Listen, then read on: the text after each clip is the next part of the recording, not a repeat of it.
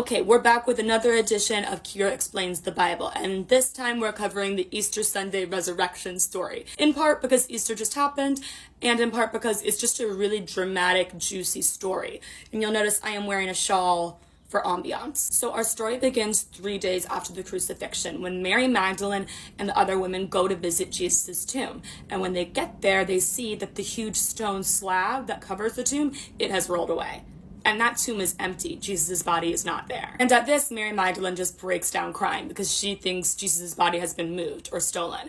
And the other women see this and they're like, okay, clearly Mary is going through it. Let's give her some space because we got to put our heads together and figure out what happened here. And once they do, 2 angels appear to the women and they're like, be not afraid. He has risen. Go spread the word. So the women are like, dun, dun, dun, dun, dun, dun. Let's go, girls. And they rush back to tell the apostles. But the apostles don't believe them because I guess back in ancient Judea, the concept of believing women had not yet been invented. Meanwhile, back at the tomb, Mary is still a wreck. And this man comes up behind her and checks on her. And at first, she thinks it's the gardener, but when she turns around, she sees it's Jesus. And Jesus is like, yeah. It's me, the one and only. Mary goes in for the hug. Jesus responds by going, oh, no touching, no touching. But please let the boys know that I am back in town for a bit before I go to heaven.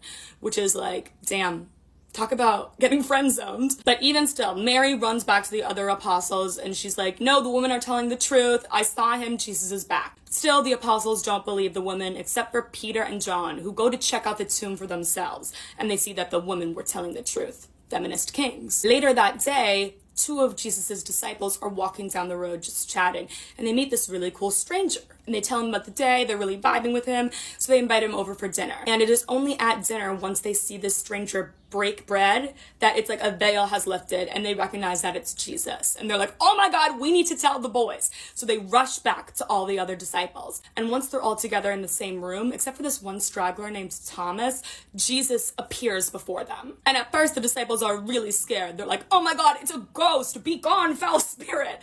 And Jesus is like, guys, look, nails in the hands, it's me. Look, you can touch them. And everyone knows ghosts don't have bodies. Now who's hungry for fish? Because I'm starving and I've got a lot of updates. So they have a great fish dinner and Jesus explains that he's only back in town for a bit. He has to go back to heaven soon. But don't worry, I'm not abandoning you, Lord knows you still need guidance. Once I ascend, I'm gonna send the Holy Spirit your way and they'll be able to help you. And 40 days after this fish dinner, he gets the entire crew together. They go to the desert of Bethany and they watch as Jesus ascends into heaven.